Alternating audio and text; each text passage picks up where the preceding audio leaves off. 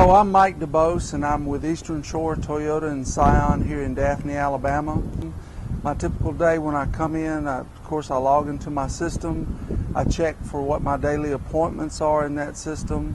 I look at my emails, check see if any customers have tried to contact me or if I need to contact them, if there's any new leads that came in that I need to respond to. We have a list of tasks that we perform every day that involves telephone calls or sending out responses to what we call iLeads, which are just emails that have come in inquiring about different cars. Another thing that I always do is look in the service department to see if I have any customers that I may have sold a year ago, 6 months ago, whatever the time frame, that are coming into the Toyota dealership for service that day. Because I want to be here, I want to let them know that I'm here, and I want to take care of any needs or, address anything that they have questions about while they're here. Because being a salesman, you're not just selling a car to someone, you're giving them the service that goes with that car after you sell it.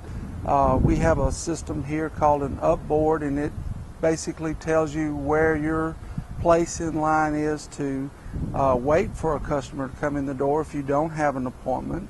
And you do that up near the front desk, because we don't go out and mob people at their cars. We wait till they come into the dealership to help them with their needs. And then we sit down with each customer and evaluate what they're trying to achieve by their visit. Some people just come in wanting information. Some people would like to browse and look around at cars. And some people, have already selected the type car that they want.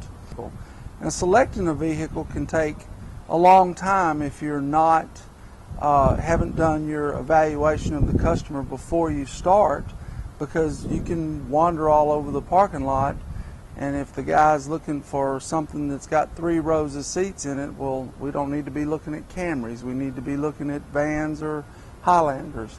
But you narrow that down as you go, and you get pretty specific about what's going to work for the customer's needs. And the better job you do interviewing the customer, the quicker that you can get down to selecting a vehicle and pulling it out of the parking lot from the back, letting them test drive the vehicle, which you always want everyone to test drive a vehicle with you, because you're making a major purchase. This is the second major purchase that anybody makes in their life besides a house, is a car.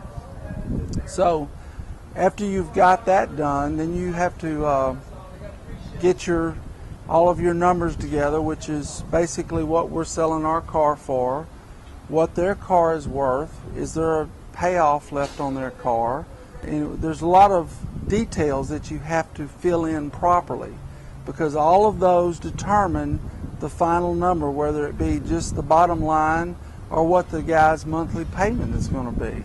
So once you've gone through all the steps of the sale and gotten to the point of negotiation, then you have to be willing to, listen to what the customer's concerns about what he's actually seeing there on a piece of paper in front of him. And then once you've done that, you've got them in the business office. It's your responsibility to take that car, make sure if it's a new car, make sure it's full of gas and it gets cleaned up and ready for delivery. And as they come out of the finance office, you sit down with the customer and you go through their books and their keys, answer any more questions that may have arisen after they thought about it for a little bit, and you take them out to their new car and go through all of the systems that you went through on the test drive. Sales is really something that anyone can do, as long as you're determined to learn your product and to learn something about people, and be willing to meet people and be willing to be put into situations that necessarily aren't comfortable for you. I mean, sales is something that I've done my whole life, and I've always made a living at it. I mean, you can tell I'm not starving to death just by looking at me. But the thing that really determines a good salesperson, in my opinion, is the persistency and the ability to set aside, what maybe was a bad experience a few moments ago with one customer, and turn right around and meet the next customer and be a, affable, friendly person that, someone would want to meet and someone would want to talk to. And that consistency should carry through with a person, whether they're meeting you this week or 6 weeks from now after they've sold you the car, and being, a relatively calm person that doesn't get thrown off by something someone says or something that doesn't go just right. You need to be able to go with the flow and roll with the punches as you're going along through your sales day. Of course, you'd have to say that the best part of the job is when you sell somebody a car and they've, bought something from you. You've pretty much been with them long enough that you've made a new friend in the process, and you meet some really, really good people in this business. Of course, another good part of it is that you are on commission. You can get paid for what you do. You're not just paid an hourly rate, but when you actually do something, you get rewarded for it in, 2 or 3 different fashions. There's regular commissions, there's bonus, but of course the opposite side of that is that some days you can come in and spend 10, 12 hours here and not get paid anything because you didn't sell anything. Maybe you worked on the next sale or the people that might be coming in next week or out front, but you didn't actually receive anything for what you did that day. And another thing that's not really appealing about the job is that 10, 12-hour days are very normal. It's not a 9 to 5 and I'm going home, and come back tomorrow type job. And you're working on days that are considered, national holidays, 4th of July, Labor Day, Memorial Day. All those are the best days for people to be off and come in and buy a car, so you're here working. One thing that you could do, including getting a good education, because a good education makes anybody well-rounded.